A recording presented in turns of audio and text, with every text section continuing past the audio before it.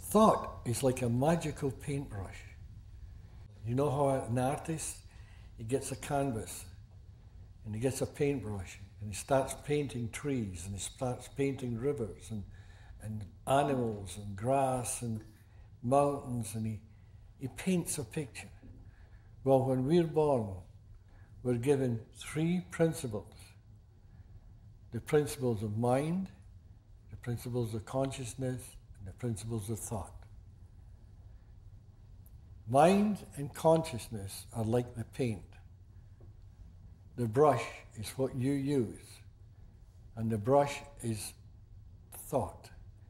And you take your thoughts and you paint the world you live in. And if you paint a bad world, you live in a bad world. And somebody comes along and says, gee, that picture you've painted is pretty grim. And they'll say, well, that's the only one I know. This has been my life since the beginning. I've always painted this way. And they'll say, well, why don't you take that brush of yours, which is your thoughts, and go over that and paint a new picture? Some will say, never. I'm not going to destroy my picture. Do you like your picture? No, I don't like it. I like a better one. But I'm not going to destroy what I've already done. But the ones that have the courage and go past that fear say, okay, and they take the paint again and they paint over it and they paint a different world. They paint blue skies and something really beautiful. And that's it. And that's what these doctors here are doing to their patients. They're teaching them to paint a different picture with their thoughts. The whole thing's metaphors.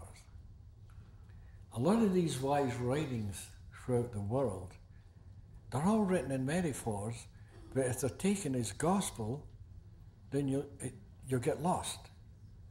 The gospel is not what can be said by words. The gospel is what is beyond the word. Beyond the word lies the beauty that you're looking for. Purity of mind, purity of thought, and purity of consciousness. Now, as human beings, you can't be pure. It's impossible. For the simple reason, even seeing the illusion, you're not pure. There's only one place you can find purity, and that is beyond time, space, and matter, where the divine mind lies. Only divine mind can be pure. The personal mind is always impure to different degrees. But the purer your mind is, the better picture you're going to paint in life. What you're looking for is inside you. If you want to listen to me, you can, but don't follow. And this is what was happening when I first started in Salt Spring. Literally, 200 people a day, it was nothing for 200 people a day to come off the boat to come and see me. And the one time I talked for 3 days and 3 nights without even going to sleep. Then I started to realize this is silly, really silly. And I would send them home and they get really put off. You're not much of a help, you're sending us home. And they'd have medallions of some guru that they were following. And I'd say, well, look, why don't you follow this man that's round your neck? And they would look down and say, well, I'm not getting anywhere. And I say, of course not, because you're listening to somebody else. Listen to that little voice deep within your own soul, because that's where the answer is. Deep in your own soul. And as I said yesterday, soul is pure consciousness. Now, through the years, you've heard people say, that man or that woman is losing their soul to the devil and they're going astray. Do you know what that means? That they're losing their level of understanding to their own self, their own ego. And that's what the ego is.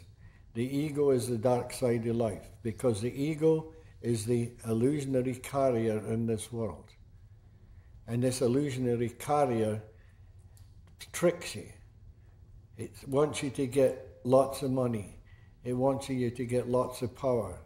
It wants you to be number one.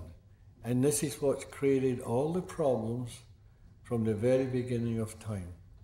This is what creates wars. This is what creates all the atrocities that's going on in the world today.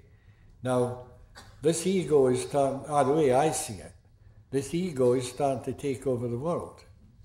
It's going into everybody. It's going into the mainstream. And this is why all the wars are happening, all the atrocities.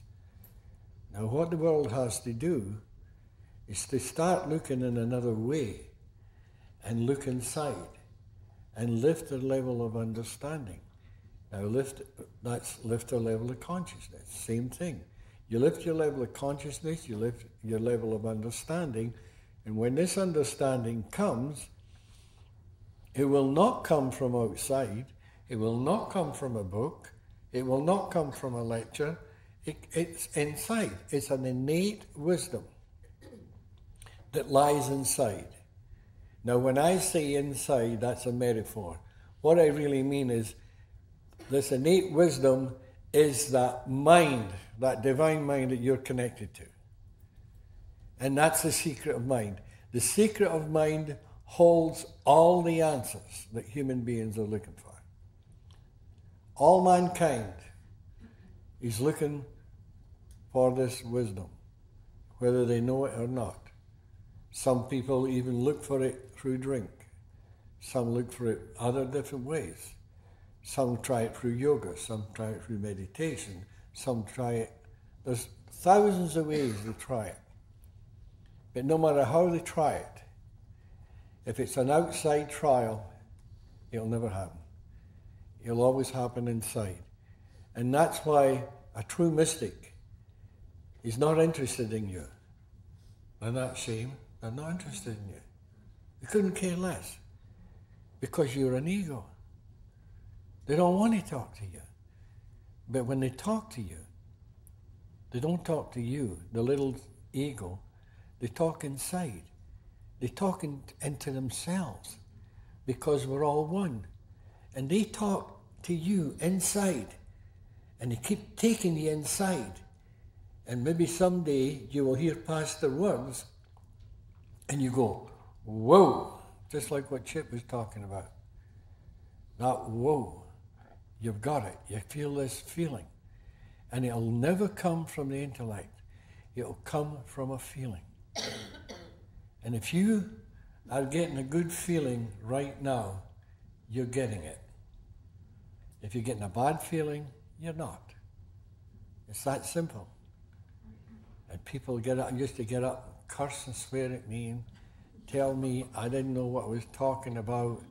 And even although the rest of the crowd would say, tell that man to shut up. And but that was the way it was. You know, I've had 3 people ask me, what happened to my old mother-in-law? Remember that? Now, when we first got married, I was one of the nicest human beings in the world. But after her husband passed away, it started to dissipate. She started to stay with us, and we thought maybe it was because she was staying with us. But I knew better, even before the experience. I knew better. I knew what it was, but I knew if I said this is what it was, there'd be a big argument, so I just kept quiet. I had this experience, and thousands of people are coming in to see us. All these gurus and mystics, all these different kinds of doctors and therapists, etc., all searchers all come in looking. And a lot of them are changing. And the doctors are changing their practice. Then they'd phone you up and say, Sid, do you know what happened in my office today? It was a miracle. Then through time they would say, you know, when this first started happening to me, I was really amazed at the miraculous changes in the clients. But now it's just an everyday occurrence and it gets boring.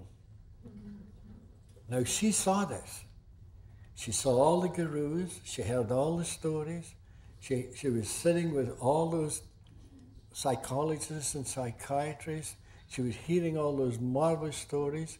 She saw Chip and Jan change, she saw Ken and Elsie change, she saw all these different people change, and 3 years have gone by, and she's still determined that she's going to do something about it. So by this time, Barb and I knew the score, so we would just sort of smile, you know. We just knew this was Grandma, that was it. And Grandma, this is what she would do. She was a great reader, and she knew I had read almost zero in my life. She knew that. So she'd go down to the library, and she'd get books on Plato and Socrates. And she'd read little excerpts from Socrates and Plato, and she would come up to me, and quite sneakily, she wouldn't say what it was, she'd just say, Sid, what do you think? And she would quote Socrates or Plato. What do you think about this? And I would say, well, Mum, Socrates, what he's saying, he's absolutely dead on. But here's Plato, I don't think this is right. And she says, oh my God. He's got the audacity to even talk about that. Do you know what I'm talking about? And I say, no. And she would tell me. So that was it. Now we knew this one lady, and I'll call her Catherine. I would never give her a right name. But she was an awareness group leader. And this lady, she had been taken to the mental hospital quite a few times. And sometimes she was taken from her group and put into the mental hospital in an ambulance, and the group would get a get well card and say, Dear Catherine, I hope you get well soon, we miss your wisdom.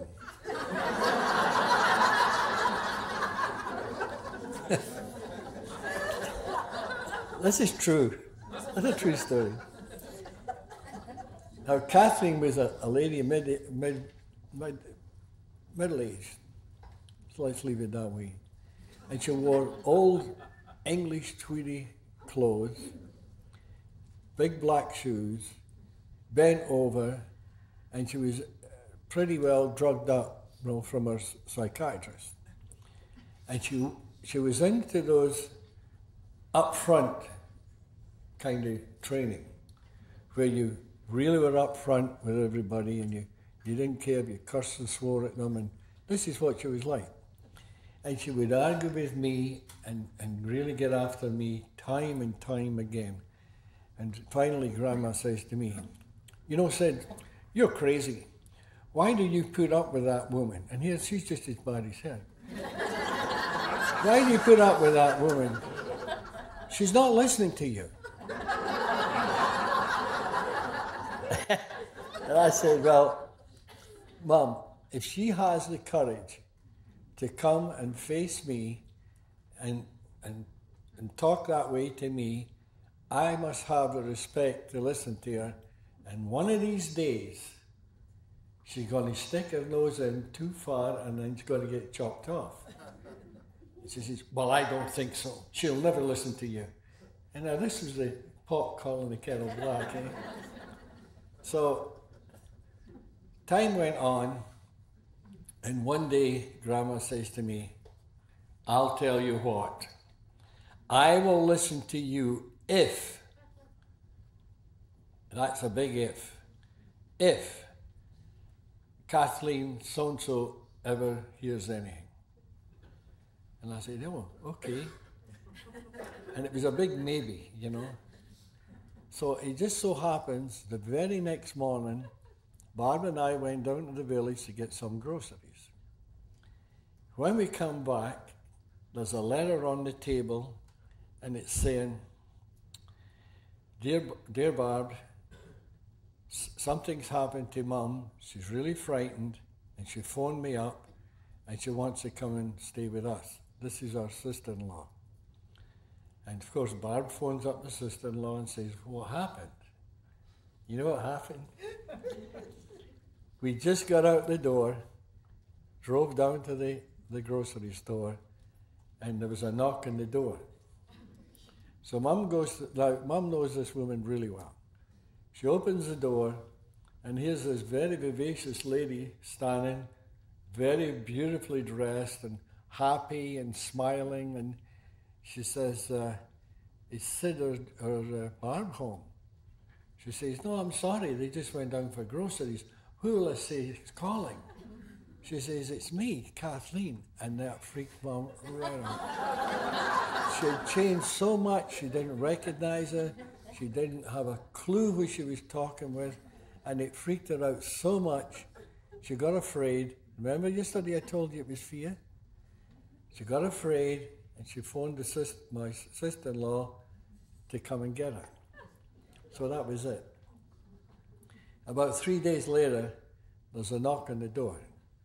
And I go and open the door, and who's standing there but Grandma? And she looks at me, and she's got tears in her eyes. And she says, can I come home? And I said, of course you can, Grandma. How did you enjoy your vacation?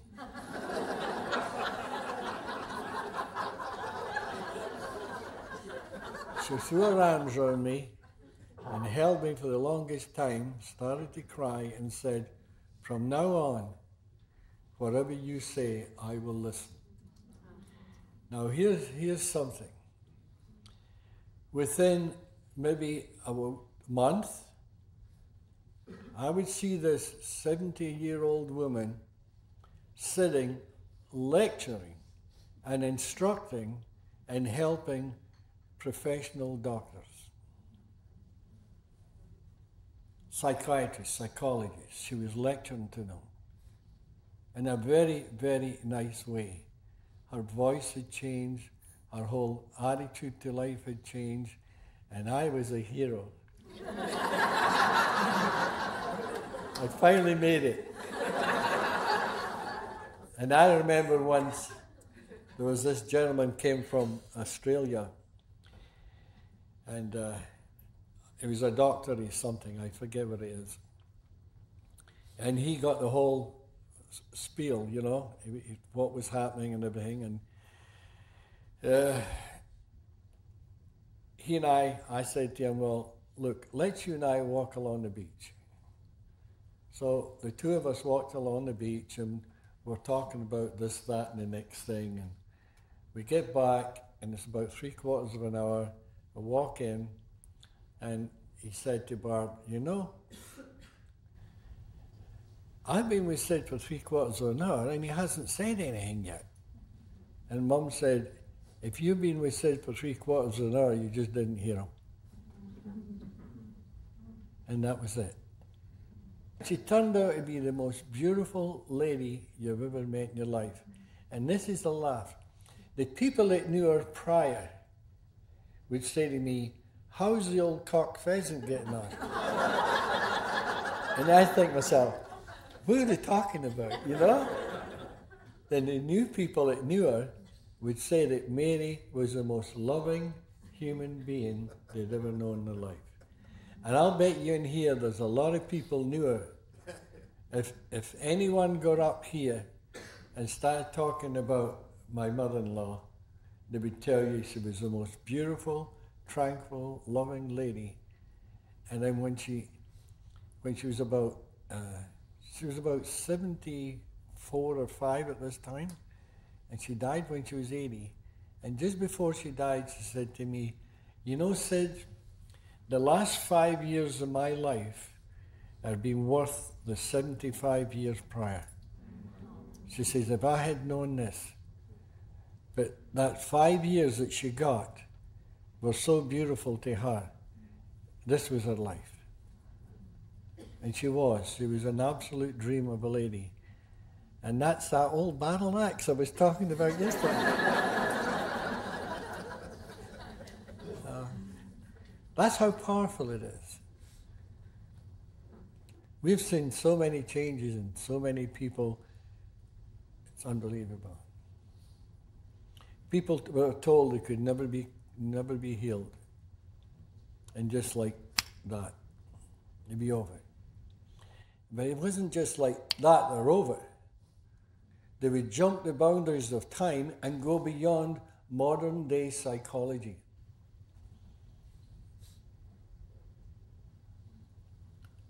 People in treatment, they just didn't get treated and become okay. They jump the boundaries of time and go beyond even the therapist at times. And then the therapist would ask them, and they would explain to the therapist. Because you see, it's not the amount of time that you've been listening. A lot of people will say, well, I've known Sid for 30 years, and you've only known him for a week, so I know a lot more than you. That's not true. And if that therapist ever said that to you, you know that that therapist does not understand the three principles, because there's no time. Time's an illusion. And if you jump that boundary of time, and you can find out in seconds what it takes somebody else 30 years. I know when I was born, I must have been a dandy in the last life. I was miserable. I honestly, I did. I led a miserable life until I was 42 years old. Nothing out there the whole world was against me. The way I was born, adopted into a family that I thought didn't have any love, and we go on and on. I'll tell you something. If I had gone to a psychiatrist or psychologist prior to this, they would have said, wow, do you ever need help because of your past? And I blamed my past, just like most everybody in the world blamed their past. Just like how the psychologists are told to take them into the past to find out where it all happened. But when I found out what I found, I realized the past had absolutely nothing to do with it. It was the way I saw it. Now, if you take my level of understanding now and take me back into the past and make me a little boy again, and I'm coming through life with the level of consciousness I've got now, I would have seen a totally different world. I would have thought different, saw different, acted different. I would have had tons and tons of hope. Because this is something I never had, was hope. And this is what the beauty of the three principles are. And that's the beauty of these your therapists that are here now. You give your clients hope. You don't say, oh, there's no hope for you. You'll say, let's get down to the P's and Q's and find out what's going on. You see the health in them, and you see that the only thing that's making them sick is their own thought system. So if you can take their thought system, and all you have to do is change a thought, and the sickness is gone. The thought creates the sickness, the thought cures it. All you have to do is change it. And you read any of those wise books, and they'll tell you, forgiveness is one of the greatest things on earth. Because you're not just releasing the person, mainly you're releasing yourself. Because if you go around with bad feelings and you don't want to forgive anybody, you are suffering. And so, it's hard to give it up. Because I think you're a stinker. You did this to me 20 years ago, and you're still a stinker, and I don't want to give it up because I've said a lot of horrible things about you, but more important, or thought horrible things about you. And I feel guilty, and I don't want to give it up. But the moment you give it up, there's a release, and you're free. You look at the person and say, they weren't really a stinker, they were just lost. Then you're free again. If I could go back in time,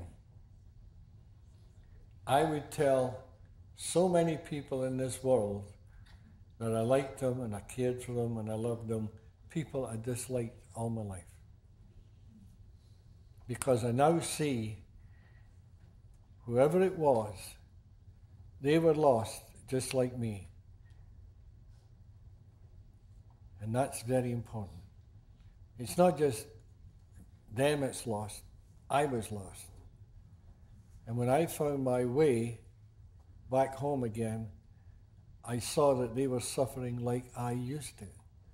And when you see somebody suffering, how can you go and hurt them? How can you go and have bad feelings when you see the person suffering? It just doesn't make sense. So you take the suffering away from the people that you like, the people that you know, the people that want help. And this is what you therapists and the people working in jails, the people working in the streets here, they're trying to take away the suffering from people. And you'll never get it from the intellect. Never, never. The intellect's a joke. The intellect is what the ego uses to go through this life. What you're seeking is beyond the intellect. It's beyond the word. It lies inside. And as I said before, I've heard people say, inside means your heart. Inside means your chakra. Inside means in your head. Inside is a metaphor. Inside really means that you're connected to this greater power called divine mind. And that's inside. Because it's not in this outside world. It's inside. And inside really is outside, and outside is really inside. It's an opposite. You have to go the opposite way. That's why you have to turn around and look a different way. I mean, I've met lots and lots of therapists, and they'll say, Sid, I see all your friends doing all these beautiful things, and it's incredible. And I've seen you do it. But we don't do it that way. We do it our own way. And I say, well, is it working? No. But this is the way we were taught, and this is the way we're going to keep doing it. They're not listening. They're not listening to themselves. If they listen to themselves saying, this is not a success, then they would have to say, what is? And look around. But they're determined that they won't look. And again, you know what that is? Being a prisoner of the ego. And the strange thing is, the ego in reality is non-existent. It's a delusional thing created from your own head. And how do you get rid of anything created from your own head? Is change your thoughts. Okay, let's go to the mystical side of life. I mean, what am I talking about? I'm right there. But let's go another direction. In my books, I talk about mind, consciousness, and thought all being illusionary. Now, the reason they're illusionary is because the whole world is a divine illusion. That's simple enough. So therefore, everything in it is illusion. And I had some physicists come up to me and say, would you come up and explain why you're saying mind, I'm not with it, why everything's a delusion, time, space, and matter. And they said, okay, and so I visited them, And they were absolutely beautiful people. They were so nice to me you wouldn't believe. They knew I didn't know beans about physics. And they knew within 5 minutes they could lose me just by the vocabulary. But they were very, very nice. They wanted the truth, so they asked me. And they said, for many years now, physics have been saying that time is an illusion. It's only man-made. What do you think of that? And I said, that's true. It's only an illusion. And one of them says, well, the latest one is space is an illusion. And I said, that's true, it is. And they said, well, would you explain to me how space is an illusion? Because we see space. There's space between you and I right now. So I got on the board and I put the 3 principles and we started talking about the 3 principles. And I said to them, what do you want me to put? Universal principles or divine? And they said, whatever. And one man said, well, put divine. So I said, okay. So I put divine mind, divine conscious, and divine thought. I started talking about them, and these physicists, all of a sudden they started talking. They said, you're talking Eastern mysticism. And I said, oh, really? And they started talking about Eastern mysticism. And the other one would say, you know what you're talking about? And they would keep going into different subjects. And it was super interesting for Judy and I to listen to them. But they were connecting that these principles hold everything. And they were coming out with the most elaborate statements. So we got back to space being an illusion. And I have to admit, what I said at the beginning, if you want real space, is between here and here, and a Scotsman. And I said, but truthfully, I got 2 Dixie cups, and I held them up, and I said, what is between these Dixie cups? The man said, space. And I said, no, there's no space. And they said, why? Now listen to this. This is why I told you about beyond space and matter, there's a formless energy. And this formless energy is turned into form. And that's what we call creation. Nothing in creation doesn't have a form. Literally, there's no such thing as nothingness in this form, in this world. So we got the Dixie cups, and I said, what is this Dixie cup made of? It's that formless energy turned into a form, the form of a Dixie cup. And so is this one. And in between the illusionary space, there's energy, there's dust particles, there's all different kinds of things in between. But they can't see them. But it doesn't matter. There's still a form. So here's a form, in between's a form, and the Dixie cup's a form. So there's no such thing as a space. It just looks like it. And they said, well, what about time? You know how the great mystics of the world have always talked about, I put a lot of emphasis on the now. And this is where these doctors of this world today are having all their successes, because they take everybody back to the now. And there's no such thing as the past. It's an illusion.